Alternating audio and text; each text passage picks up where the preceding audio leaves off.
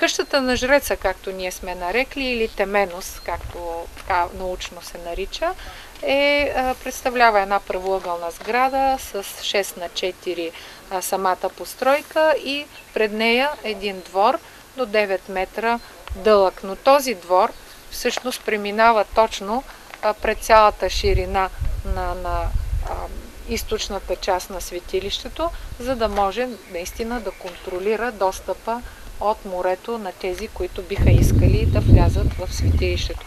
Предполага се, че тук са почивали и поклонниците, преди те да бъдат допуснати до главните мистерии.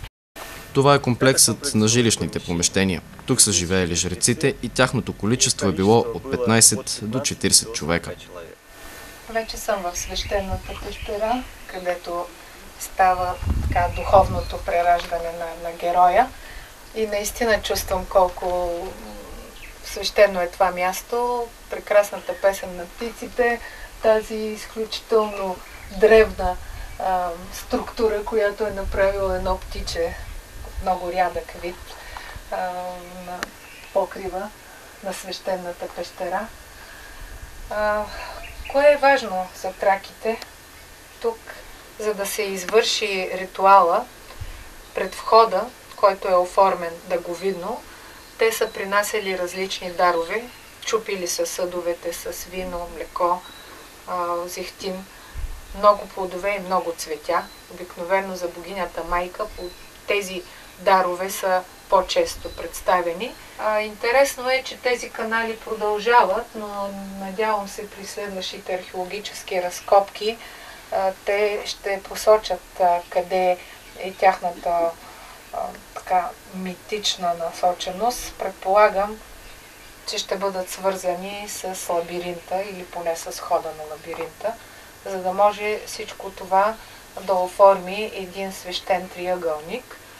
Вече споменах, че тази свещена пещера, заедно с брачното ложе и лабиринта, образуват един равностранен триъгълник, който всъщност е символ на създаването, на конструкцията, на съзиданието.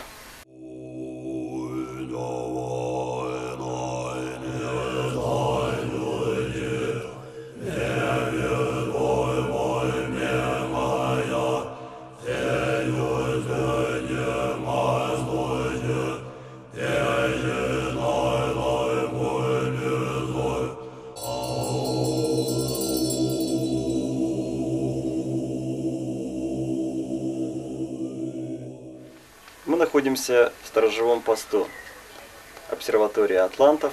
Намираме се в охранителния пост в обсерваторията на Атлантите, високо развитата цивилизация, която е съществувала преди нашата раса. С какво са се отличавали атлантите? Преди всичко със своето духовно и интелектуално развитие.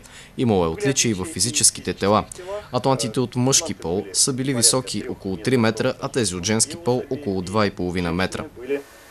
Не, чуть побольше, чем 2,5 метра. Бегликташ е много значима обсерватория на атлантската цивилизация. Тази високо развита цивилизация значително се отличава от човешката и не само заради физическите различия, а най-вече заради своето интелектуално и духовно развитие. Несколько выше, чем человек ростом, но и по своему интеллектуальному и духовному развитию. Тук можем да завършим края на една история, която вероятно ще продължи в следващите години. Искам все пак да кажа кога е краят на съществуването на Тракийското светилище. Естествено, в началото на IV век вече християнството започва да става доминиращата религия.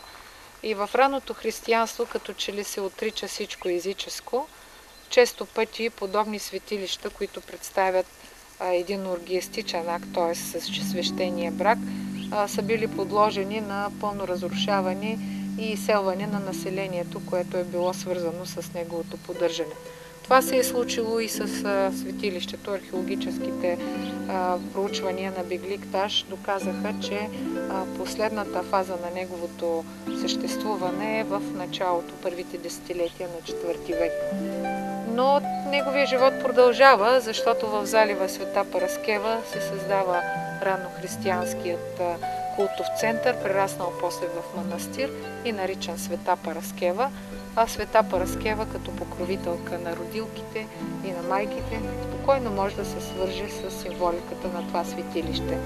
По-важно е още нещо, че обществата или хората, които са обслужвали тези светилища, наричани посветени или жречески общества, са се съхранили и до днес. Това са нестинарите, живеещи в близките села. Най-близко нестинарско село е село Ясна поляна, само на около 7 км. От тук изчезнало е селото, което е свързано с живота на това светилище, наричано село Ченгер, но вероятно неговото унищожаване е някъде около войните на Османската империя, средата на 15 век. И тези нестинари пряко са свързани с мистериите, осъществявани на това светилище. Само на около 60 метра от тук се намира едно кладенче или аязмо, наричано Свети Константин и Елена. И при моите проучвания сред възрастните хора, една жена от град Приморско, която беше на 73 години, вече покойница, и каза, че помни как нестинарката е играла тук на тази поляна за последен път през 1953 година. Така че спомена е бил запазен и българите са използвали тези древни ритуали, за да принесат вече облечен в християнска символика същия този дар и да търсят някакво така пророческо решение за техните бъднини. А Свети Константин, като сина на Елена и един слънцепоклонник до последният момент на своя жизнен път, знаем, че той е получил християнското посвещение на смъртния си одър, а преди това той е бил слънцепоклонник, е достоен техен патрон, но дал гаранция, че нестинарите няма да бъдат преследвани от църквата, защото те са избрали създателя на християнската църква, но в своя живот земен слънцепоклонник.